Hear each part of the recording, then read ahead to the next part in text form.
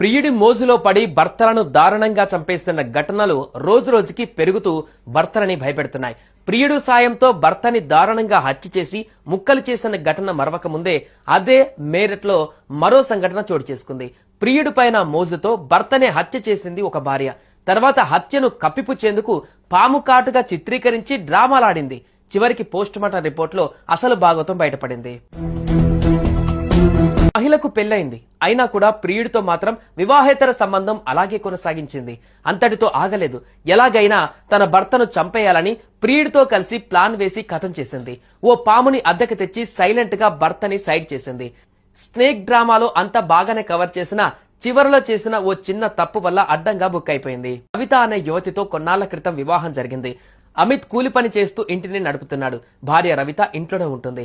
ఈ క్రమంలో రవితకు అమీర్జిత్ అనే యువకుడితో పరిచయం ఏర్పడింది. అది కాస్త ప్రేమగా మారింది.